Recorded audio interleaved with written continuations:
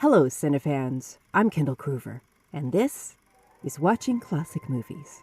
My guest is Janie McKirgan, Executive Director of the Jimmy Stewart Museum in Indiana, Pennsylvania. We talked about the long history of this museum that seems humble from the outside, but has an extensive collection within, and a movie theater that shows Stewart films every day. It's a beloved institution in a town that still shows a lot of love for its most famous native. Welcome, Janie. Thank you for joining me today. Oh, thank you for having me.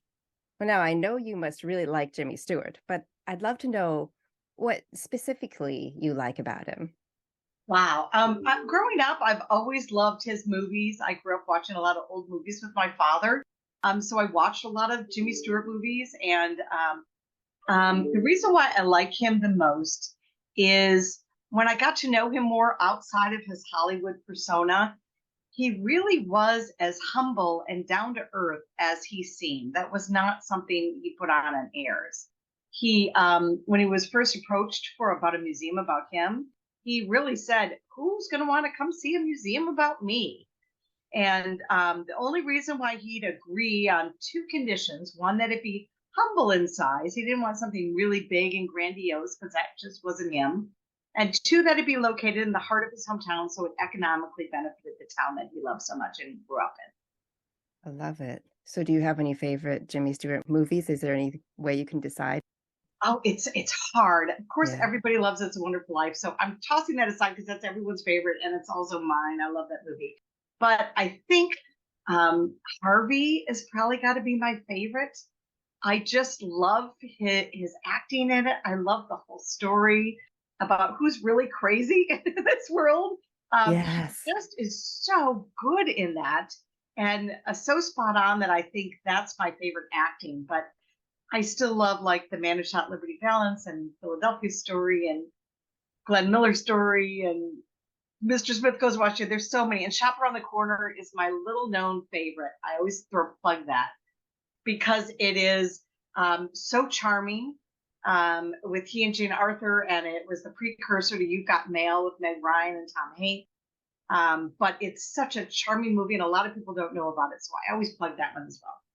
You know, I tried to answer that question myself, and I got completely overwhelmed. There was just so many different genres, so many different sides to him. There's this idea of the kind of doddering Jimmy Stewart that's just a part of the picture. There's so much, he's done.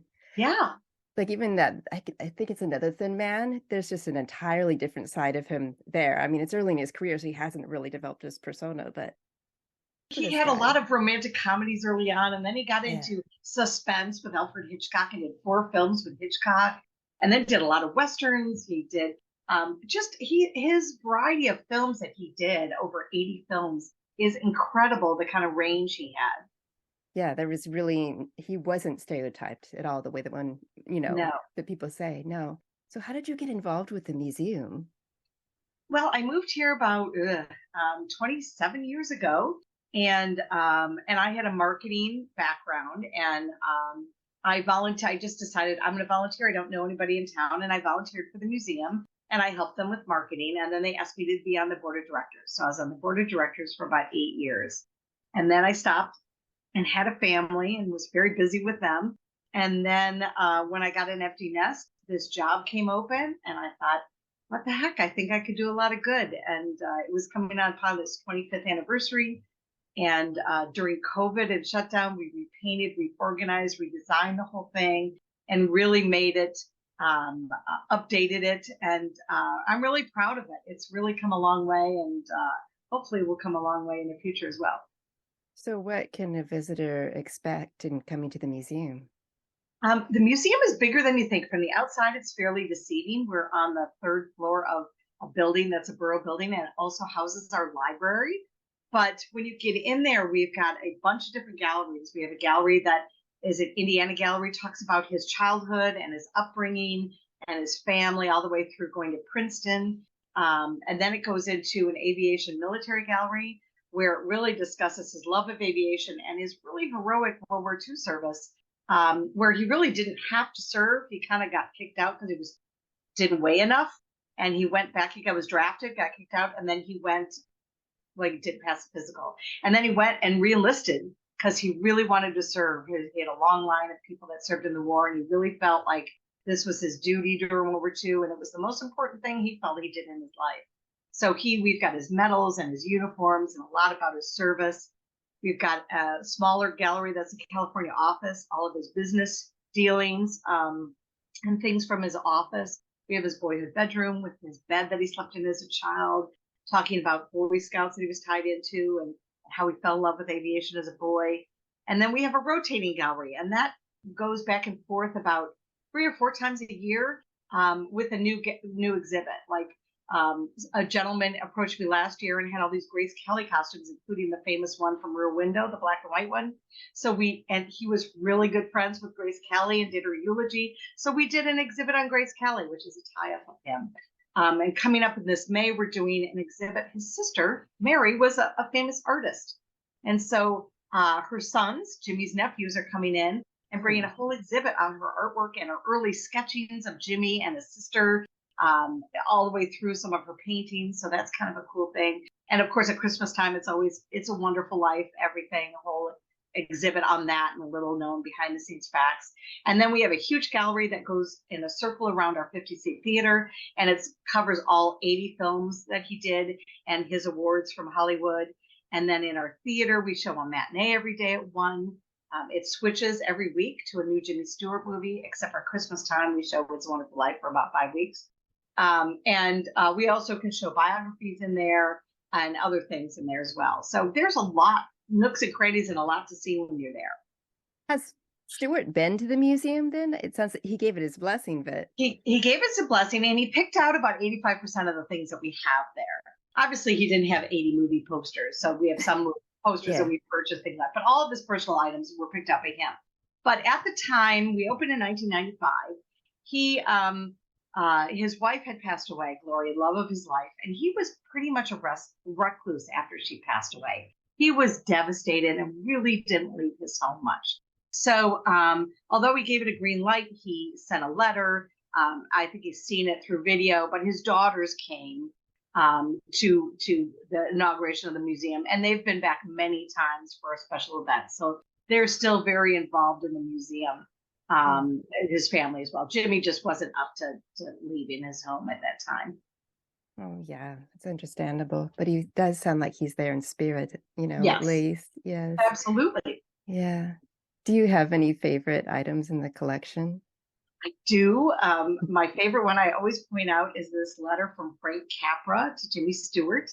And it's about, imagine if we had never made It's a Wonderful Life. It was both their favorite film, and it's just this lovely letter between two friends, and we have it framed, and I always point it out to people because it's also amongst other letters from presidents and and a lot of people miss it, but it's just the words and the sentiments in it is just lovely. And so that's probably there's a lot of cool pieces, but that's probably one of my favorite pieces.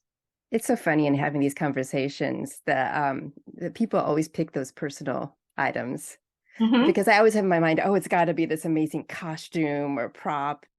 But you do start to understand the point of these museums in a lot of ways is to show that these are wonderful people and they have personal lives. And, that's at the root of this glamorous, image Absolutely. that we see. So how do visitors to the museum react to being in there? They usually come and are shocked by how much stuff we have in the museum. Yeah. How many artifacts and mementos and pictures and everything. They were just like, wow. I think we exceed expectations because from the outside, it looks like it's a little one museum, and it really isn't. So they're always pleasantly surprised. And our guest book, people are like, I'm so glad I came, and this was wonderful, and I should have given more time to see the museum. And the people that come are true fans. We get people from all 50 states and at least 9 to 10 different countries each year. They travel. Some people travel to America just for that purpose, to see the museum, which blows my mind. And then there's people that dress up in 1940s garb. Like we had a teenage girl for her birthday who wanted to come to the museum for her birthday, who was from Illinois. So we get a whole plethora of people that show up at the museum, and they all have stories and favorite movies. And one gentleman was in the Navy, and he went actually in California and knocked on Stewart's door to his home, which we have in the museum. And he said Stewart opened it up and talked to him, took a picture with him. And he had that picture in his wallet and he saw the door and he just started to cry. He was just overwhelmed. So the stories we hear are just incredible. And all the local people that come in and had met Jimmy or his father or his family. So it's a great place to talk to people. So you do get locals. That's really interesting. Mm-hmm. And I love to hear about the young fans too. Oh, yeah. There was a little boy, 10-year-old boy who came from Pittsburgh, and his dad had raised him on little, old movies. And he actually came to the museum, wanted to come to the museum, and he ended up saying this was the best day ever. Oh, that's so sweet. It was just amazing. So it's nice to see some younger generations wanting to come.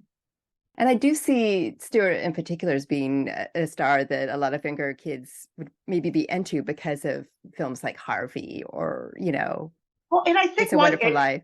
Yeah, I think that the longevity for our museum, and we're very lucky, is one that we have It's a Wonderful Life, which is a family tradition in a lot of houses to watch it every Christmas. So if they know any film, it's that.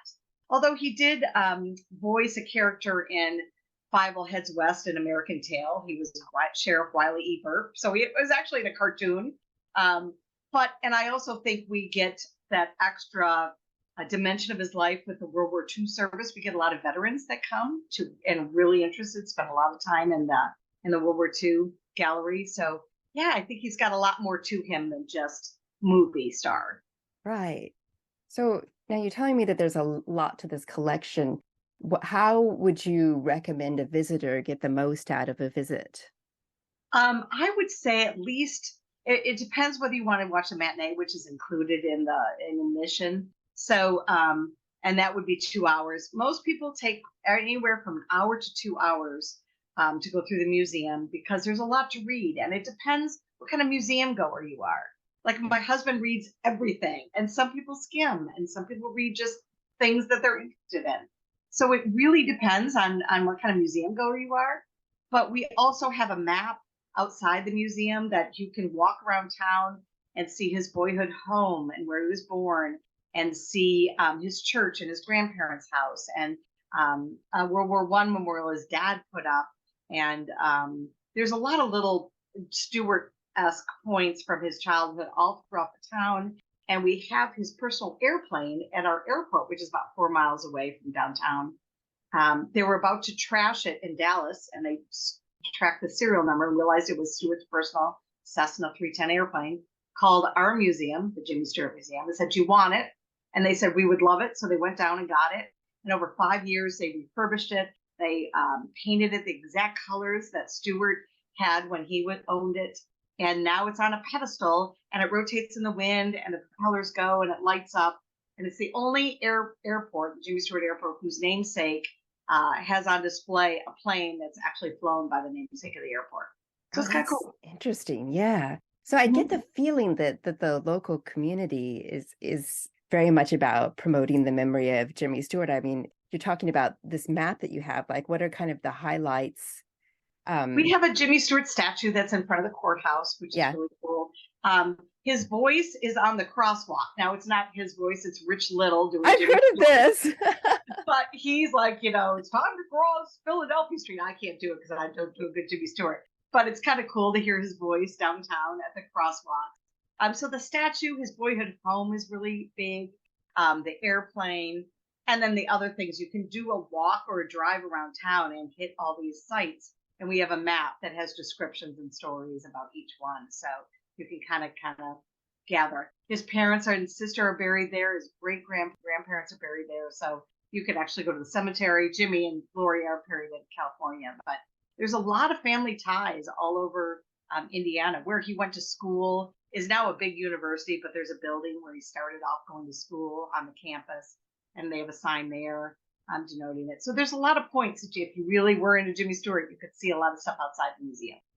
Now, I think this building is gone, but is it true that he sent his Oscar to his father at the hardware store that he owned? He did. His dad called him up after he won the Philadelphia Story Oscar and said, "I heard you won some plaque or something." And she goes, "Yeah, I won an Academy Award. It's a statue." And he goes, "Well, why don't you put it in a shoebox and send it home, and I'll put it in the window of the hardware store."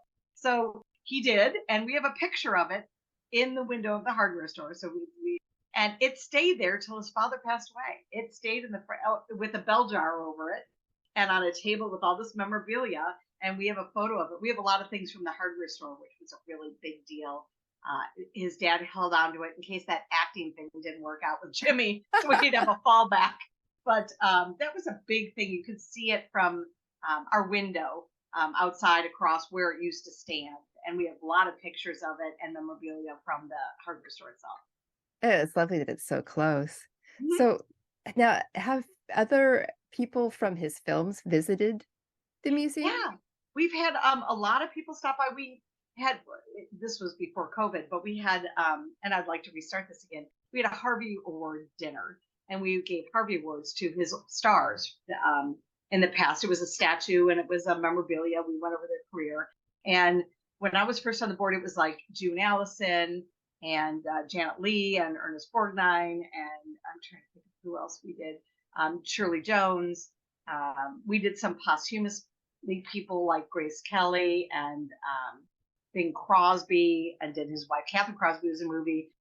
Carol Burnett, who was a huge fan of Jimmy Stewart, has been here. Trying to think, on the top of my head, I don't have all the names, but I think we've had about 20 people here. And Nick Clooney, George Clooney's dad, is now, his health isn't great now, but he was a big fan of the museum and would drive up to Kentucky and MC all these events for us. He loves our town and our little museum. So that was fun. Rich Little is on our advisory board. He's been up many times.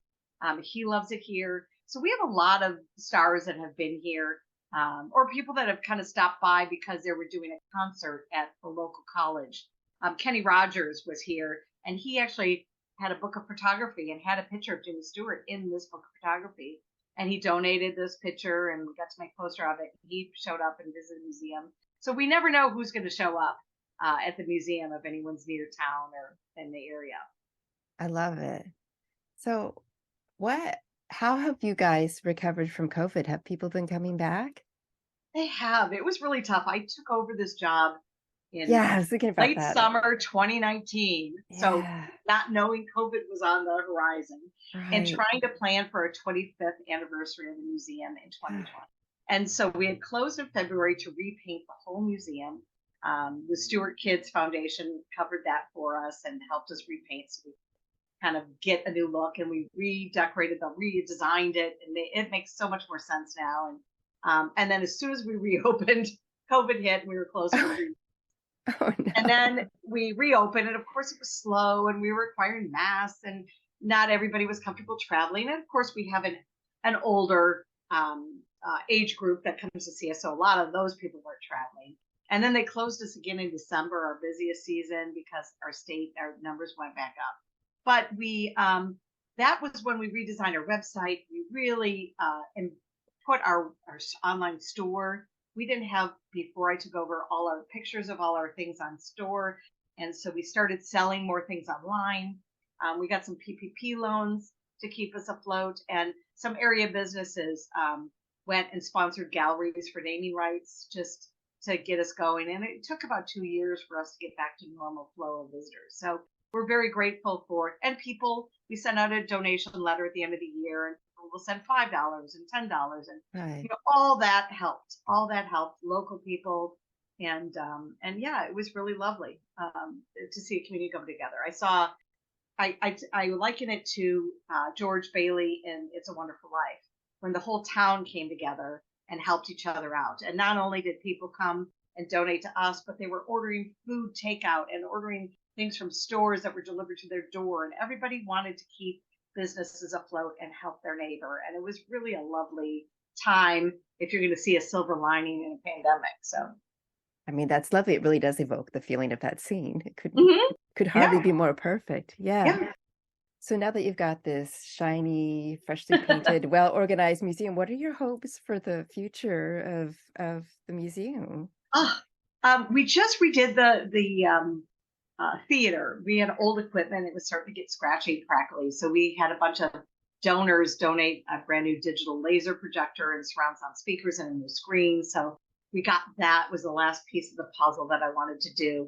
So I really want to get some really exciting rotating exhibits So people have a reason to come back to see the museum. And also a lot of people come back at Christmas time, which is a really lovely time because our whole town is It's a Wonderful Life, and we have parades and a huge tree and fire pits and Jimmy Stewart impersonator. And it's a really neat time in our town. And I would like to start the Harvey Award again. I have people on my wish list that I'd love to get to come here.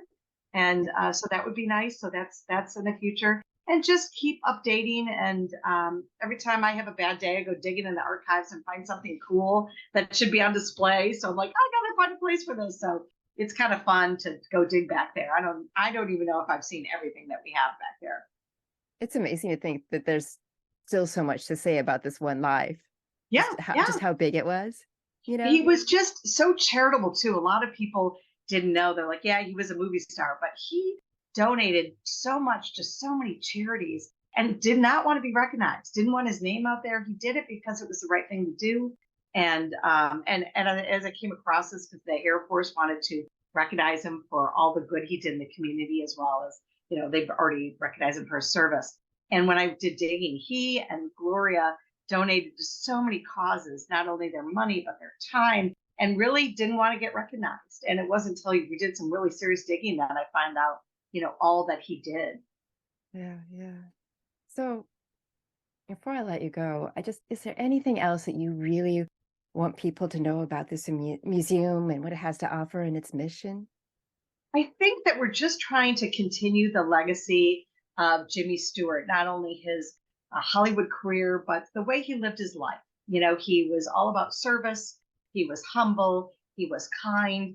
My favorite story is when his twin daughters were going off to college. He invited them into his office, and, you know, I wanted to have a talk, and they thought it was going to be, don't do anything I wouldn't do, don't get in trouble, get good grades, study hard. And the only sentence he told them was, always remember, be nice to people. And that was the only thing he left them at. I mean, he really was a kind soul, and there's really no bad stories about him. I mean, yeah, he dated a lot of Hollywood people before he met Gloria, but once he was married, he was so dedicated to her and loved her. It was really a neat love story. So it's just, I want to continue the legacy so people know about him and his service, and to see some of these beautiful old films, and to try and get a younger audience. We're really trying to reach and get lessons into schools so they can watch a movie and learn something about history. And just so this younger generation knows about this man and knows about his films and his life. Yeah. And, you know, I have to add on to that the website really does offer a lot of information for the museum, including, you've got several podcast episodes on there. We do. Just fantastic. Yeah. We have a gentleman down in Texas who does our podcast, and so they're great to listen to. We also have blogs on there and all his history and his films, a filmography listed. So there's a lot of information to be had on www.jimmy.org. Yes, I definitely recommend it all to check it out because I enjoyed it very much. Thank you. Thank you very much for taking the time today. I am really looking forward to coming to visit the museum someday. You've made it sound absolutely delightful. Yes. Let me know. I'll give you a tour. All right. I look forward to that. Thank you very much. Perfect. Thank you so much. The Jimmy Stewart Museum is included in my book, The Classic Film Fan USA Travel Guide, over 500 attractions for road trips and online exploration. You can find out more at watchingclassicmovies.com, where I'll also post more information about the museum, including a link to its podcast, which I highly recommend. Thank you for listening. This is Kendall Kroover, watching classic movies. Until next time.